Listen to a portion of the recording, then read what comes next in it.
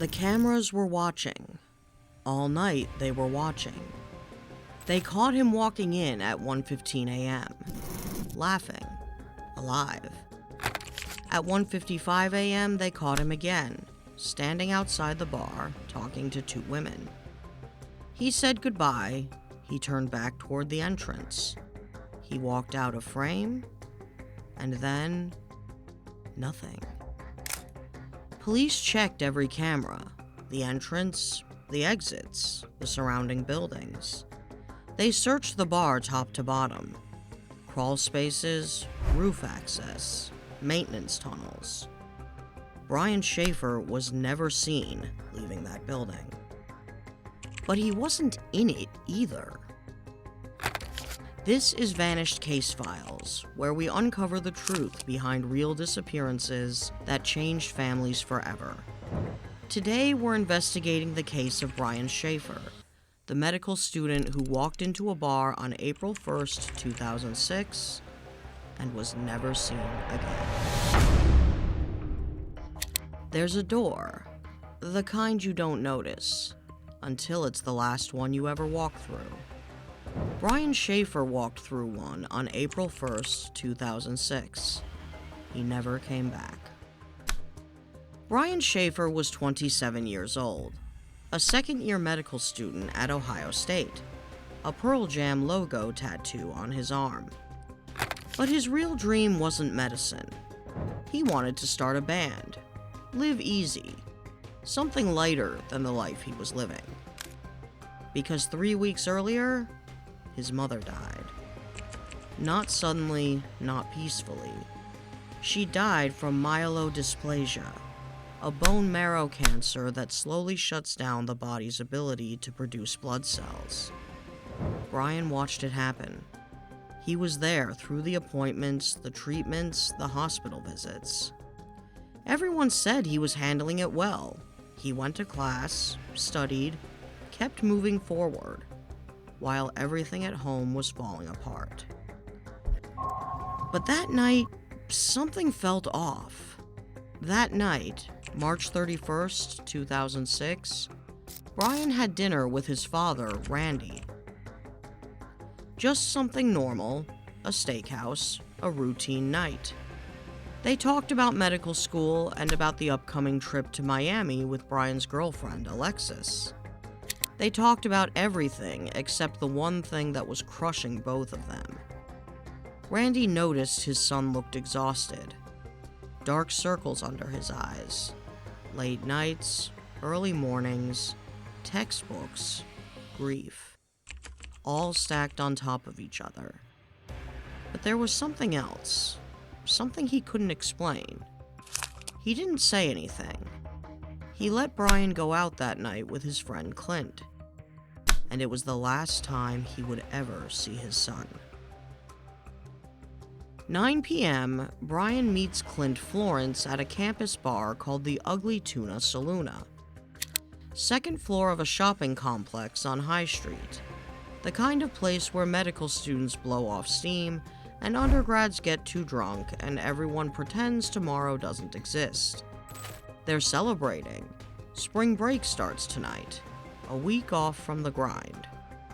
At 10 p.m., Brian steps outside and calls his girlfriend, Alexis. She's in Toledo visiting family. They're supposed to fly to Miami together in 3 days. Their friends had been whispering. Some thought Brian might propose on that trip. On the phone, Brian tells Alexis he loves her. His voice sounds good, happy even. It's the last time she'll ever hear it. Brian and Clint leave the bar around 11 p.m. They move from bar to bar, a shot at each stop, losing track of time. Just after midnight, they run into Clint's friend Meredith Reed. She's heading back toward campus and offers them a ride. They go back to the Ugly Tuna Saloona. Security cameras catch all three of them riding the escalator up to the second floor at 1:15 a.m. Brian's wearing a white button-up shirt with a dark horizontal stripe across the chest, light-colored pants. He looks relaxed. the exhaustion from dinner has been replaced by the buzz of a good night out. At some point, Brian separates from his friends. The bar is chaotic, music blasting, people everywhere. Clint and Meredith lose track of him in the crowd. At 1:55 a.m., the cameras catch Brian again. He's standing just outside the bar entrance talking to two women, Brighton Zatko and Amber Ruick. They chat for a few minutes, casual, light. The women later told police Brian seemed fine, normal, maybe a little drunk, but nothing concerning. Brian says goodbye. He turns back toward the bar entrance. He takes a few steps, and then he walks out of frame. After that, nothing. Just theories, questions, and a father who would spend the rest of his life searching for answers. When the bar closes around 2 a.m., Clint and Meredith wait outside for Brian. Clint and Meredith stand there watching faces, waiting for Brian's. He never appears. They call him, straight to voicemail. They call again, still nothing. They assume he left early, but he didn't. His apartment was 6 blocks away, walking distance. His car was still parked where he'd left it. His phone kept going straight to voicemail. By Monday morning, he's supposed to be at the airport, Miami with Alexis. He never shows up. Monday, April 3rd, 2006.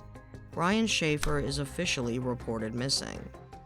When police review the security footage, they find something that shouldn't be possible.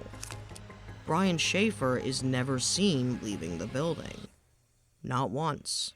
Not on any camera. The main entrance was covered. Nearby streets were covered. Other businesses had cameras. Nothing. Police checked them all, frame by frame, face by face. Brian isn't on any of them.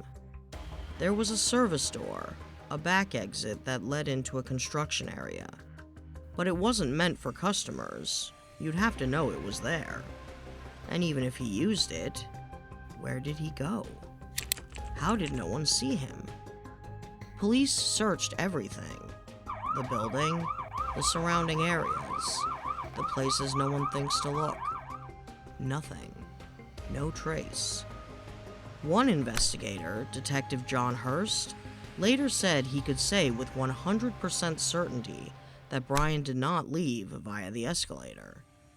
But he also said there was no doubt Brian left the building. So how does a 27-year-old man walk into a crowded bar and disappear? The investigation was massive, up to 50 officers at a time. They searched the streets, the river, dumpsters, sewers, construction sites, the spaces no one ever checks. Flyers went up all over Columbus. A reward grew to $100,000. They found nothing. No body, no phone. Everyone close to Brian took polygraph tests. His father, Randy, the man who just lost his wife and was now living every parent's nightmare, sat in a room with detectives and answered questions about his son. He passed. Meredith Reed, the friend who gave him a ride back to the bar, took the test. She passed. Alexis Wagner, the girlfriend who was supposed to fly to Miami with Brian, who might have been proposed to on a beach somewhere, took the test. She passed. Clint Florence refused. He hired a lawyer. His attorney released a statement. Clint had cooperated fully with police. He had already told them everything he knew. There was nothing new to add. Taking a polygraph would serve no purpose. The lawyer also claimed that Columbus police believed Brian was alive and had left voluntarily. Brian's brother Derek wasn't convinced. As soon as the detectives started getting involved, Clint had no contact with anybody, Derek said. I've always thought he definitely knows something that he's not being honest about. Alexis felt the same way. Not that Clint had hurt Brian, but that he knew something. Something he wouldn't or couldn't share. For months, Alexis called Brian's phone every night before bed. It always went straight to voicemail. Except one night in September 2006. That night, it rang 3 times. I kept calling to hear it purely because it was one of the best sounds I have ever heard, even if no one picked up, she wrote on her MySpace page. The phone company called it a glitch, but a cell tower, 14 miles away, picked up a signal. Was it Brian, or just another dead end? No one knows. Over the years, theories emerged. Some grounded in evidence, some in desperation. None of them fully make sense. Theory 1, he walked away. Some investigators believe Brian left voluntarily. His mother had just died, he was under pressure at medical school. He'd talked about wanting a simpler life. Maybe he changed clothes, used the service door, and disappeared on purpose. But his family rejects this. Brian was planning to propose. He had a flight to Miami in 3 days. Nothing in his apartment was missing. No bags packed, no money withdrawn.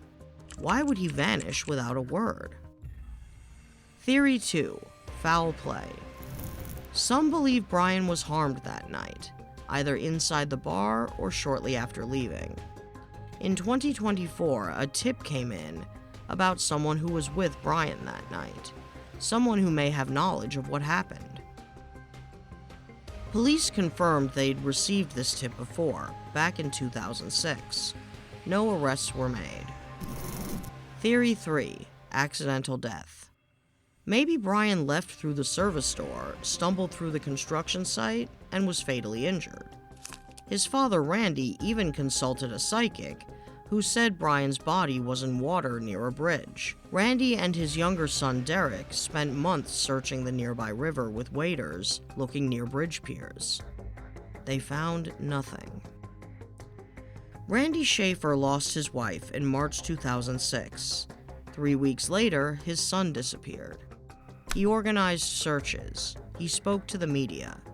He refused to let the case fade. In September 2008, he was clearing storm damage in his yard when a tree fell on him. He died that day. He never found out what happened to his son. In 2021, the Ohio Bureau of Criminal Investigation released an age-progressed photo of what Brian might look like at 42 years old. The case remains open. Tips still come in, even now, nearly 20 years later. Brian's brother Derek continues to hope for answers. Investigators believe someone out there knows something. But until that person speaks, the truth stays hidden. There's a door in Columbus where the Ugly Tuna Saloona once stood. There's a threshold Brian Shaffer crossed. On one side was his life, medical school, his girlfriend, a future. On the other, nothing. He walked in, but somehow he never walked out. This has been Vanished Case Files. Brian Shaffer isn't just another mystery. He's a son, a brother, and a friend who's still deeply missed. If you know anything, come forward. And if you want to see more cases that deserve answers, subscribe and turn on notifications. Stay curious, stay respectful, and remember, every case is a real person who deserves to be remembered.